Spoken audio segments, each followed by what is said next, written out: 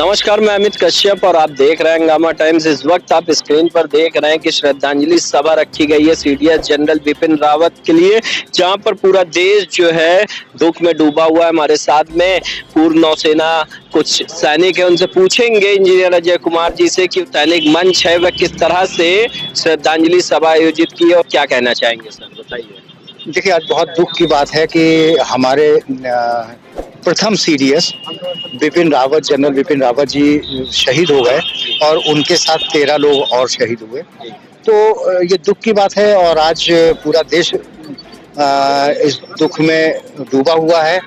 और आज हम लोगों ने भी श्रद्धांजलि का कार्यक्रम रखा था और वही श्रद्धांजलि देने हम लोग पूरे वायुसेना, नौसेना और आर्मी के लोग और हमारे दूसरे जो देशवासी हैं वो इकट्ठे हुए थे। सर ये बताइए, एक तरफ जो है इस हादसे से शोक की लहर है पूरे देश में और कहीं ना कहीं चाइना और पाकिस्तान जो है इसके ऊपर हास्यास्पद टिप्पणी भी कर रही है। क्या कहेंगे आप लोग, किस सैनिक हैं और किस तरह से जो है इस प्रतिक्रिया को आप देखते हैं? देखिए, यहाँ पे जो भी हिंदुस्तान को क्षति होगी तो जो दुश्मन देश होगा वो तो खुश होगा ही होगा। भाई पाकिस्तान में कुछ होता तो हम लोग खुश होते हैं। ये तो आज हम लोगों के दुख पे वो खुश हो रहे हैं तो उनको हो लेने दीजिए, लेकिन आने वाला समय बताएगा। सर जैसे कि लोग कहते हैं कि यहाँ पर जो अराजक तत्व है कि हिंदुस्तान में अगर कुछ भी होता है, चाहे पाकिस्तान मैच जीत जाती है तो यहाँ पटाखे लगने लगते हैं। उसी तरह से जो टिप्पणियां हो रही हैं, क्या वो भारत से ही की जा रही हैं या फिर जो है पाकिस्तान चाइना से? देखिए, जो टिप्पणियां हो रही हैं वो सोशल मीडिया पे हो रही हैं और जब सोशल मीडिया पे टिप्पणियां हो रही हैं तो वो फेक आईडीज होती हैं। वो हम लोगों को भड़काने का कार्य करते हैं, हमारे नागरिकों को भड़काने का कार्य करते हैं, क्योंकि ये तो मालूम नहीं होता, वो तो नाम उन्होंने हिंदुस्तानी नाम रख लिए और फेक आईडी बना दी।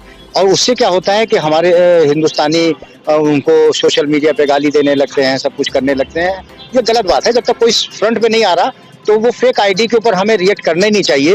वो हमारे नागरिक हो ही नहीं सकते जो एक आर्मी के जो टॉप मोस्ट पोजीशन पे हो, उसके शहीद होने पे इस तरह की टिप्पणी कर रहा। तो मेरे को तो नहीं लगता कि हमारे देश का नागरिक कोई ऐसा कर सकता है। सर आपका राष्ट्रीय पूर्व सैनिक मंच जिसकी ओर से श्रद्धांजलि सभा रखी गई है, इस हादसे को हादसा ही समझती या साजिश भी? देखिए, साजिश आप ऐसे कह नहीं सकते, क्योंकि जब तक हमें ब्लैक बॉक्स मिल चुका है और ब्लैक बॉक्स में जो भी बातें होती हैं, चाहे पायलट के बीच हो, को पायलट के बीच में हो या एयर ट्रैफिक कंट्रोलर से बात हो रही है, वो सब रिकॉर्ड होता है और ब्लैक बॉक्स मिल चुका है। हमें असली रीजन पता चल जाएगा।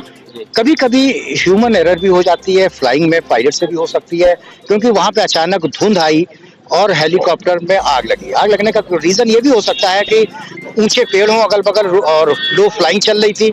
लो फ्लाइंग की वजह से जो हेलीकॉप्टर का रोटर है वो पेड़ से टकरा गया हो और उसमें आग लग गई हो। जी, हेलीकॉप्टर बहुत ही ताकतवर भी था और इस कारण भी उसको सेना में लिया गया था कि कोई भी दुर्घटना नहीं घट सकती। फिर भी एक मामूली मौसम की खराबी या फिर तकनीकी खराबी, इस बात को कैसे देखते हैं? इतना यानी कि बहुत ही अच्छा हेलीकॉप्टर था।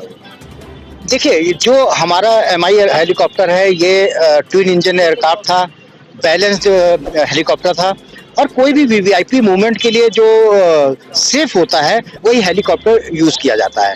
लेकिन कोई भी फ्लाइंग मशीन, जिसे हम फ्लाइंग मशीन कहते हैं, उसमें दो चीजें होती हैं, या तो टेक्निकल एरर आ सकती है या ह्यूमन एरर। क्योंकि जब हम हवाई जहाज में उड़ते हैं तो उसमें कुछ भी होने का मतलब है दुर्घटना होना। अब चाहे वो ह्यूमन एरर हो चाहे वो टेक्निकल एरर हो। जब हम लोगों के लिए कोई भी वीवीआईपी मूवमेंट होता है, 2 से 3 हेलीकॉप्टर पहले से ही रखे जाते हैं और ये भी नहीं पता होता कि कौन सा लेके जाया जाएगा।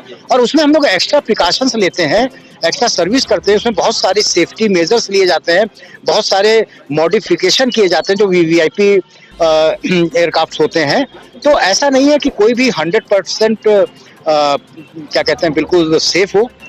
जरा सा 0.0001% भी चांसेस होते हैं उसमें टेक्निकल होने के, खराबी होने के, तो वो एक्सीडेंट ही होता है क्योंकि हवाई जहाज नीचे ही गिरेगा। तो क्या सर ऐसे हाईटेक हेलीकॉप्टर में क्या पैराशूट नहीं होते हैं कि पैराशूट से लोग अपनी जान बचाते हैं? देखिए, पहली एक चीज होती है इजेक्शन सीट, जो कि आपके जितने भी हमारे जेट एयरक्राफ्ट होते हैं उसमें होती है।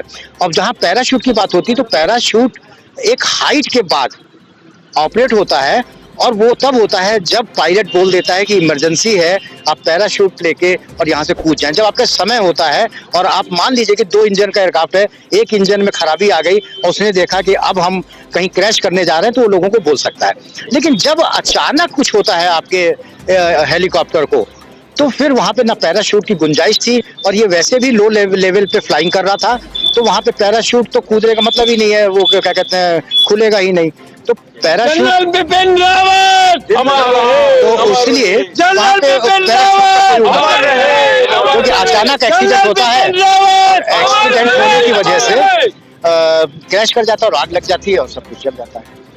आप सभी यहाँ जो है श्रद्धांजलि सभा ये आयोजित की गई थी उत्तर प्रदेश की राजधानी के 1090 चौराहे पर। आप देख रहे हैं ताज़ी तस्वीरें, श्रद्धांजलि सीडीएस जनरल बिपिन रावत जी को दी गई है, जहाँ देश के तेज तर्रार और ईमानदार और निडर ऑफिसर एक हादसे का शिकार होने के बाद देश में शोक की लहर दौड़ गई है। और किस तरह से आप यहाँ पर देख रहे हैं कि राष्ट्रीय पूर्व सैनिक मंच के राष्ट्रीय अध्यक्ष इंजीनियर अजय कुमार द्वारा एक श्रद्धांजलि सभा का आयोजन किया गया है, जहां पर सभी सैनिक शोक व्यक्त कर रहे हैं, उनको श्रद्धांजलि दे रहे हैं, भावपूर्ण श्रद्धांजलि देकर उनको अमर रहें के नारे भी लगा रहे हैं कि हमारे बीच बिपिन रावत हमेशा अमर रहेंगे। आपको हम यहाँ हंगामा टाइम्स पर दिखा रहे हैं ताजा तस्वीरें उत्तर प्रदेश की राजधानी में, किस तरह से बिपिन रावत जो हादसे का शिकार हुए और पूरा देश जो है शोक में डूब गया, जहां पर लगातार चाइना और पाकिस्तान की प्रतिक्रिया भी आ रही है और उलझुल बातें भी कह रहे हैं। आपकी क्या प्रतिक्रिया आप हमारे चैनल पर कमेंट देकर बताइएगा और अपने दोस्तों में ये वीडियो शेयर करिएगा। देखते रहिए हंगामा टाइम, सहयोगी मोहित के साथ मैं अमित कश्यप लखनऊ से इजाजत चाहता हूँ। नमस्कार।